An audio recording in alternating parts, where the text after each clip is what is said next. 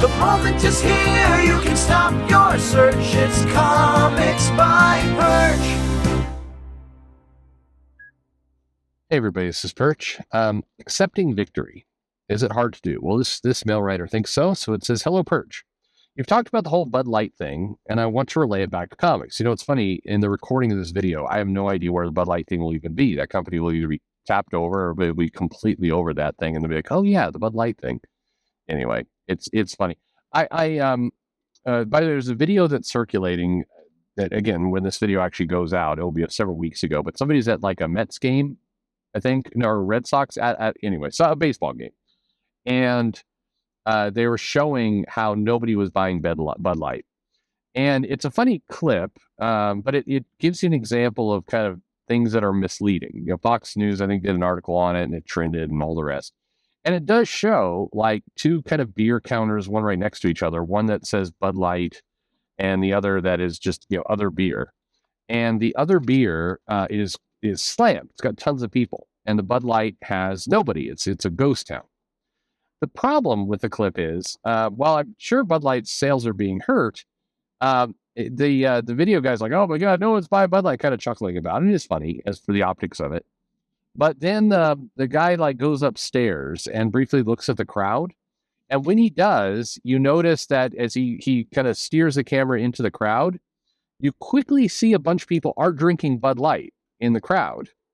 And he jerks the camera away. Like you see like the flat, like you have to pause it and really look, and you see like the little blue can, and in some cases you can see the logo there, but it doesn't fit the narrative of nobody is drinking this.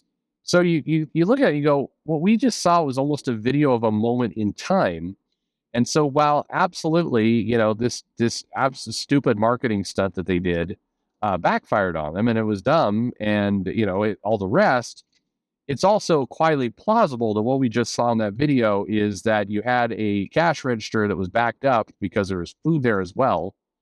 And the Bud Light counter was empty, but people are clearly still drinking the Bud Light. It's just, we saw a moment in time. And that's just kind of the deceptive nature of some of these videos. It's just funny. It's you know, we watch that stuff and I become very attuned to what is the narrative that the person who's shooting the video try to tell you versus reality. And it's funny because you can do a lot. You know, you're a captive audience through a tiny window and you don't see the rest. You know, again, if somebody will want to come argue with everything I'm saying here, but I already stated the marketing campaign of that Bud Light thing is stupid. It was dumb. It was a bad decision. It doesn't take away from the fact that Bud Light is, you know, cheap water beer. And that, you know, if, you know, a lot of people going to a baseball game will buy the cheap water beer versus an $8 craft beer, because that's, you know, that's how they're wired. If they're willing to buy cheap beer, they're going to buy cheap beer. Anyway, sorry. Back to the mail, because that was a big, you know, segue. It says, you've talked about the whole Bud Light thing, and I want to relay it back to comics. So in this Bud Light boycott, people seem to have gotten what in theory they wanted. The company suspended the marketing executive. It's unlikely they'll be sponsoring anything cultural related anytime soon, and they pivoted their marketing strategy. Seems to me like a win. They've basically done everything reasonable to win back their customer base. In comics, I truly think the worst of comics is behind us. DC's leading writer lineup, I don't know if I agree with that, but DC's leading writer lineup is Chip Zdarsky, Ram V, Jeremy Adams, Mark Waid, Philip Johnson, Christopher Priest, and Joshua Williamson, all on some pretty solid books. I mean, who's calling World's Finest or Detective Comics woke? Well, you'd be surprised, actually. People are, but your point is correct. Nobody.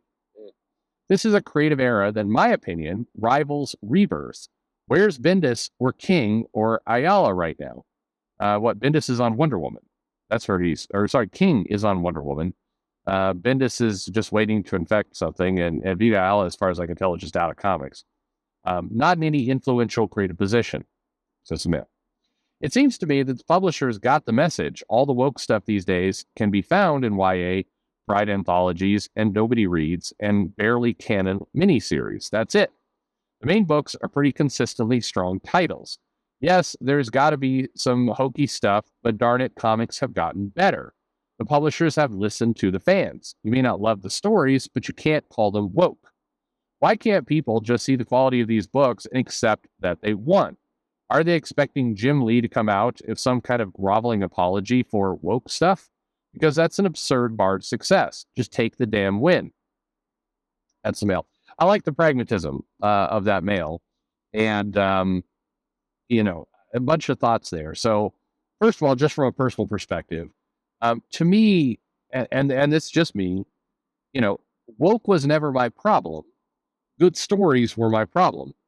And I concur that a lot of the quote unquote kind of social media themes or writing for a Twitter audience has reduced. It's still there. I think it's there more than you're saying in the mail or than you're seeing. It's still there. But there is less of it than there was if we go back to, say, 2016, 2017. It's definitely decreased. But what has not increased for me is just a good comic. I think the storytelling in many cases is more short-sighted. It's more hacky in certain areas. And I think it's, honestly, I don't think we're in a very good place from a storytelling perspective. And in some cases, I'm not sure if it just hasn't improved or actually gotten worse. I think there's been some habits that have actually gotten worse in all this. So, it is, that's an issue. But that's my own personal opinion. I'm just saying from my standpoint, I think there's still, problems, a lot of problems, to deal with. I don't think we're in any kind of creative, rebirth era. To your comment of like, what are people expecting? That Jim Lee is going to come out and give some kind of groveling apology. Yes, that is exactly what people are expecting. They need somebody down on their knees and a complete and utter, I was wrong, I'm here for your flagellation. I'm here to be beaten and have you throw tomatoes at me. I'm here to take my punishment, sir. That's what people are looking for. Not all people. Probably not even most people, but that is what people are looking for. And this is something that cuts right and left. Look, why is the left after Trump so aggressively, even though, I guess he's running again now, of course, but in the year or so after, Trump lost. So if you're on the left, like, take the win. And yet they still seem obsessed with wanting to bitch about Trump. And you just kind of wonder why. The January 6th parade of the trials and all the news items and everything else, and CNN puts it on their front page every single time someone's indicted. That's the front page story. Why? At some point, you look at that thing and you go, look, just you quote unquote won. Be done. Just take the win, idiot. Take the win. I think. But they don't want to. It's just they really are expecting. And same thing with Trump. People are not going to be happy, unless Trump was actually publicly hauled out in chains, and then people got to throw rocks at him and tomatoes, and then he went up and said, it's not my real hair. I admit it, and I'm beat me. I deserve to be beat. They needed that moment to happen. And until it happened, they were going to continue to complain and bitch about it. And that's, again, that's insanity. It's this complete, absolute insanity. But that is exactly where people's bar was. And I think with comics, that is also where we're at. It is, people want Jim Lee or, Joe Quesada to come back into the picture, or C.B. Cebulski. They're looking for a big public thing to say, we are shutting down all of our social media stuff talking about cooking, and we are going to we apologize. We're naming your boy Zach to be head writer for the Avengers, and that's the way we're going to repent for the terrible things we're doing. That's what we're looking for. Now, comically, and I don't know this for sure, Zach doesn't want that. No, the people involved don't need this, but that's what a lot of people are going for. Bluntly, another more cynical way of looking at this is, look, there's a whole economy and community built up around, live streams and videos where people are pissed off. And so they don't, people don't want that to end. They want that to go on forever if they could help it. That's the nature of what we've got. So unfortunately, that's we're living in that state. I do think people will be happier. I think I've done videos on this in the past of like, you got to learn in life when to take the victories, because in many cases they are sometimes few and far between, and you need to know when to take the W. And sometimes you get what you want, but you're so wound up in the battle and kind of all these other things, you get to an absurd place. You also have to be pragmatic about it. Maybe the win doesn't need to be all those things. Look, if tomorrow there was a good Avengers title by a good writer, and it was something I wanted to read and I enjoyed it, I would consider that a success. I don't need for Marvel to pay for their past sins. I don't need for any of that to happen. As a commercial product, I find that kind of just absurd in general.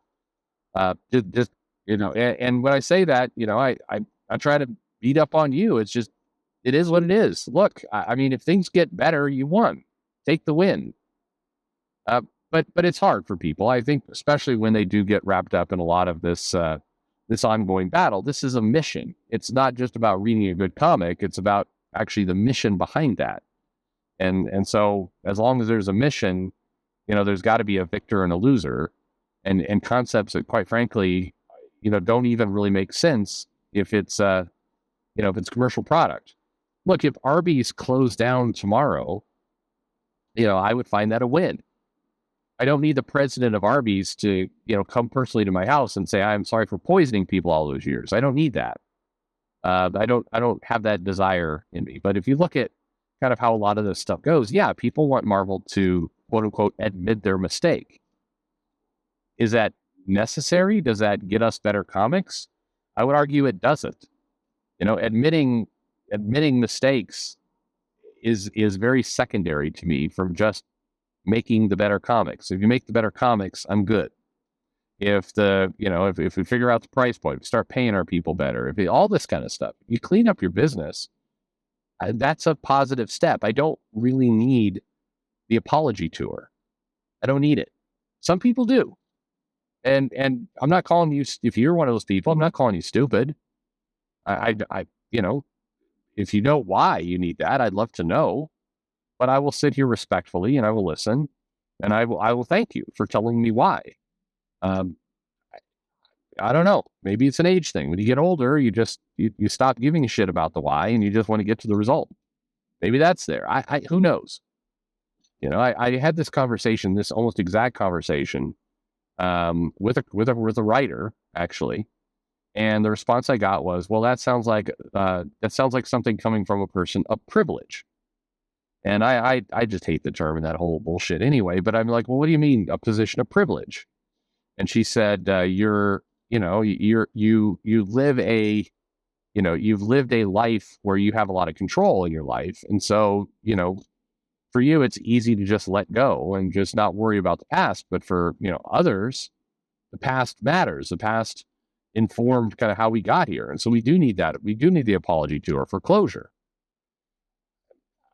I mean, okay, if I guess, I don't know. So please, in the comments below, and I mean it as respectfully as possible, I'm asking, do you need Jim Lee to come out and just say, I fucked up?